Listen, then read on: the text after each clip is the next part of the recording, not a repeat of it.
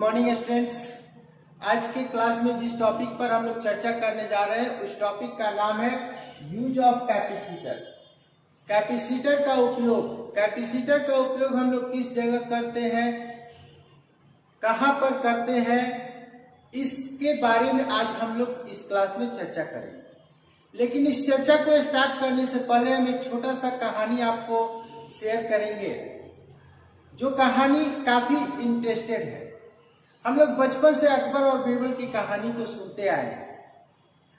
एक समय अकबर अपने राज्य दरबार में बैठे हुए थे और अपने सभी दरबारियों से उन्होंने एक प्रश्न किया, एक समान दिखने वाले तीन मूर्ति में सबसे श्रेष्ठ मूर्ति कौन सा? सभी दरबारी अलग अलग जवाब देने लगे, लेकिन उसका संतोषप्रद जवाब किसी ने नहीं दिया। उसका संतोषप्रद जवाब किसने दिया? बीरबल ने दिया। बीरबल ने उन तीनों मूर्तियों में सबसे पहले क्या किया कि एक तार एक मूर्ति के कान में घुसाना शुरू किया। तो देखा कि जैसे जैसे वो तार घुसाते जा रहे, दूसरे कान से तार बाहर निकलते जा रहे। उन्होंने कहा ये मूर्ति अच्छा नहीं है। दूसरे मूर्ति के कान में फिर उन्होंने तार डाला, तो जैसे जैसे वो तार डाल रहे थे कान में, मुंह से वो निकलते जा रहा था। बीरबल ने बोला कि यह भी मूर्ति अच्छा नहीं है। अब बारी था तीसरी मूर्ति का। बीरबल ने तीसरी मूर्ति के कान में तार डाला। कुछ देर के बाद धीरे धीरे उसके मुंह से वो तार निकला। बीरबल ने कहा कि राजा साहब, सबसे अच्छा जो मूर्ति है ये है। राजा ने उसका स्पष्टीकरण मांगा। उसने बोला, बीरबल ने बोला कि राजा साहब, ये जो मूर्ति है तीसरी मूर्ति इसलिए अच्छी है क्योंकि यह जो भी सुनता है, जो भी इसके कान में आवाज जा रहा है, उसको पहले वो अपने दिमाग में रख रहा है, सोच रहा है, और उसके बाद धीरे धीरे मुंह से निकाल रहा है। राजा उसके जवाब से संतुष्ट हुए। ठीक उसी प्रकार स्टूडेंट भी, आज के लाइफ में स्टूडेंट भी जो होते हैं वो तीन प्रकार के होते हैं। पहला स्टूडेंट, क्लास में जो भी उनको पढ़ाया जा रहा है एक कान से सुनते हैं और दूसरे कान से निकाल देते हैं, और इच्छा रखते हैं कि उनको एक अच्छा सा नौकरी मिले।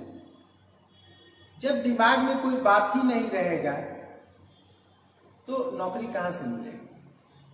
दूसरे छात्र वैसे होते हैं जो सुनते हैं और तुरंत उसको बोल देते हैं, और तीसरे छात्र वैसे होते हैं जो क्लास में पढ़ाई जाने वाले बात को सुनते हैं, उसको मनन करते हैं, सोचते हैं, और उसके बाद उसका जवाब देते हैं। तो जो तीसरे श्रेणी का छात्र होते हैं वो निश्चित तौर पर अपने जीवन में सफल होते हैं।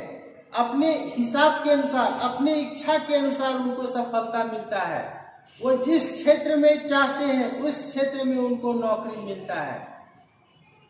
तो हम लोग को तीसरे छात्र के श्रेणी में अपने आप को रखना चाहिए।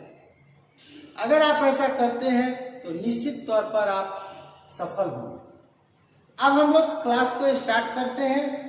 Use of capacitor. कैपेसिटर का यूज क्या है? तो कैपेसिटर का जो पहला यूज है, as a filter circuit. Filter circuit हम लोग कहते हैं किसको है? जिस प्रकार से चाय हम लोग देखे हैं कि जब चाय हम लोग बनाते हैं तो चाय पीने से पहले हम लोग उसको क्या करते हैं, एक पात्र से, एक छन्ने से उसको चाय पत्ती को अलग करते हैं। अगर किसी कारणवश चाय पत्ती मुंह में चला जाता है तो पूरा मुंह का जो स्वाद होता है वो बिगड़ जाता है। तो यहां पर जो फिल्टर सर्किट है इसका क्या काम है? तो एसी और डीसी, जहां पर एसी और डीसी दोनों करंट होता है, उसमें से एसी करंट और डीसी करंट को अलग अलग करने का जो सर्किट होता है उसी को हम लोग फिल्टर सर्किट कहते हैं। दूसरा जो होता है उसको हम लोग कहते हैं bypass circuit, as a bypass circuit.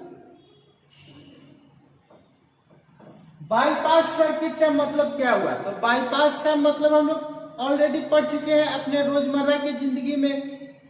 जैसे किसी भी शहर से बाहर से जो रास्ता निकलता है उसको हम लोग बाईपास रोड कहते हैं।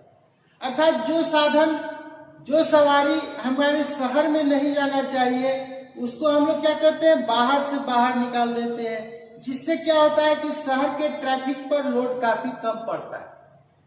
उसी तरह जो सिग्नल अनवांटेड होता है उसको हम लोग कैपेसिटर के द्वारा बाहर कर देते हैं, अर्थात ग्राउंड कर देते हैं। तो उस सर्किट को कहते हैं बाईपास सर्किट।